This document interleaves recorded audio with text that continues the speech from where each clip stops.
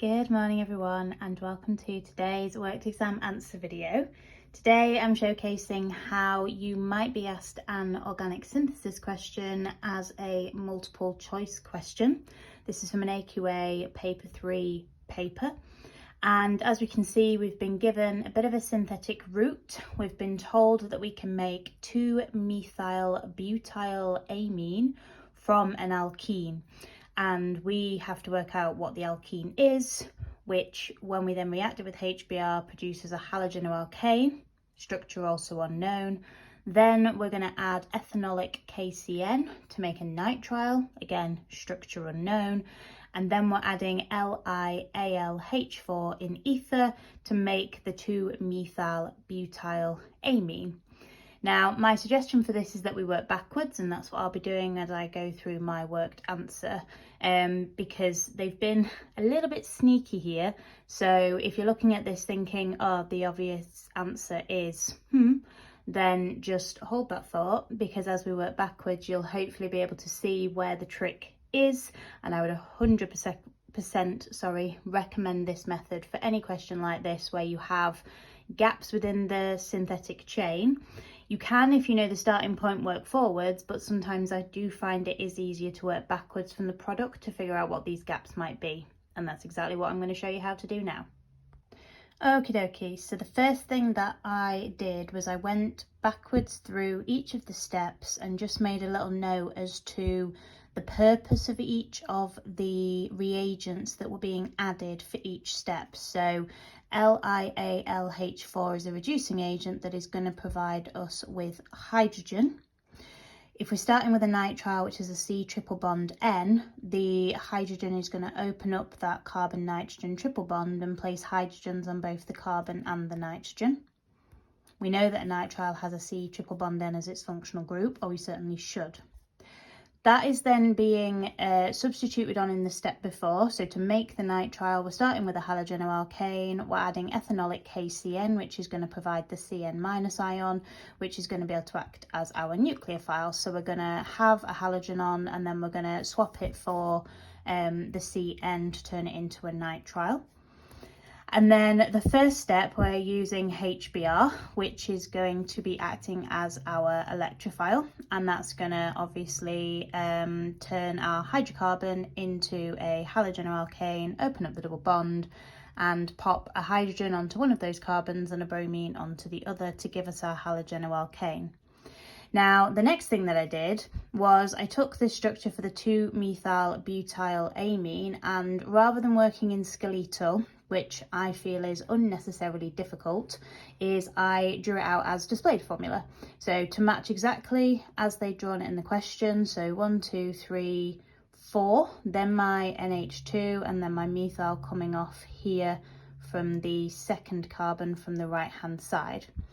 And then what I tried to do is to match up what was being either added or substituted in each of the steps. So to go from a nitrile to this 2-methyl butyl amine, the circled hydrogens are the ones that would be provided by the reducing agent, the LiAlH4.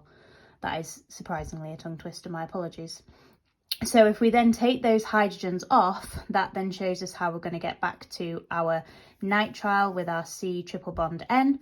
And then I named this. And one thing we have to remember when we're naming a nitrile is that the carbon of the C triple bond N counts as a part of the longest chain, and that will always be carbon number 1.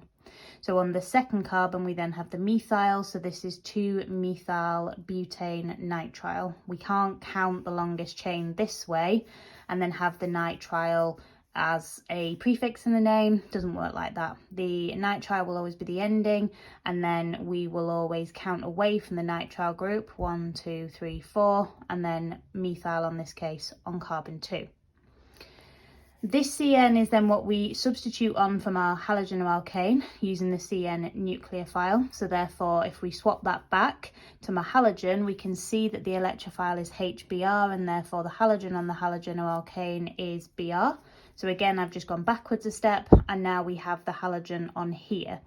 Now this is where they've been a bit sneaky, because this is now not a methyl group, And we still have butane as our longest chain, even though here we had 2-methyl butane nitrile, i.e. 5 carbons in total.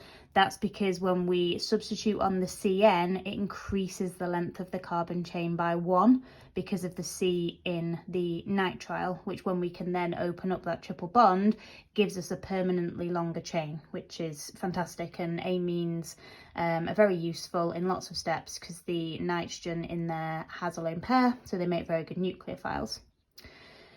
When we had the halogen or alkane, we only had the 4 carbons in total. And just quickly looking up at the answers, 2 of them are compounds which have 5 carbons in total, so 2-methylbutanene, 2-methylbutene. They are wrong because that 5th carbon only gets added to the number of carbons when the CN substitutes on.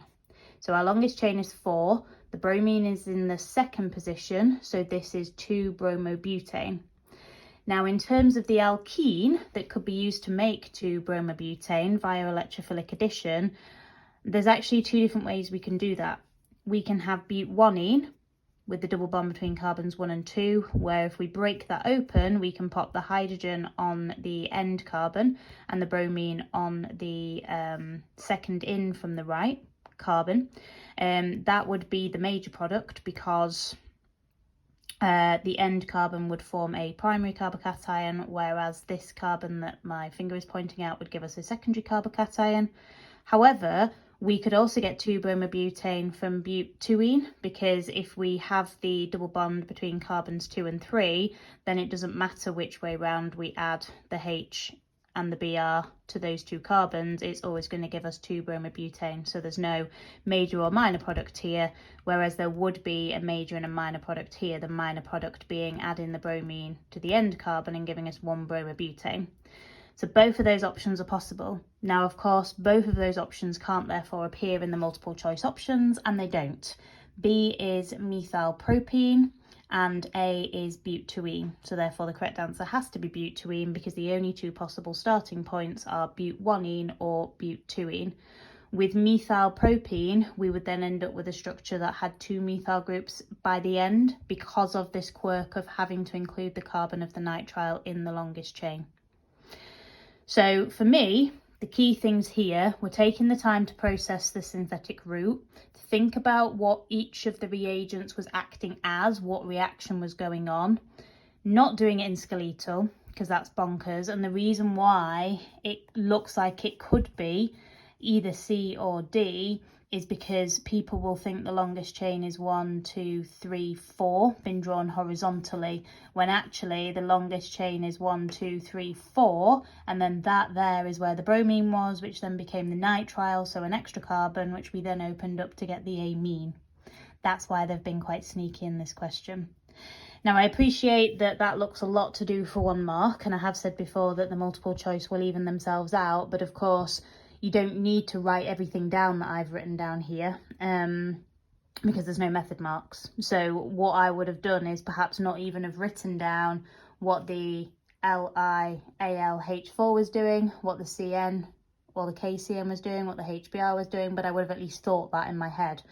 I probably would have drawn the 2-methylbutylamine as displayed, but then I wouldn't have redrawn out the structure every time. I'd have just crossed out the atoms and put the triple bond in, and then I would have scrubbed that and put the BR there.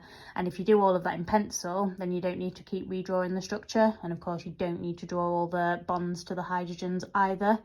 I've done that obviously to showcase to you guys this particular worked answer, but for the multiple choice it's about doing the bare minimum that you need to successfully get to the right answer.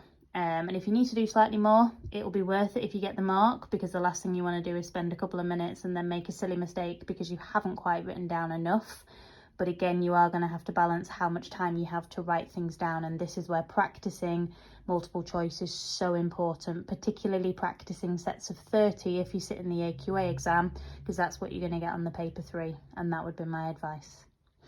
Anyways, kept you long enough for what should have been quite a short, quick video. Any questions, of course, please get in touch with me, and I will be back with another video tomorrow. Thanks, guys.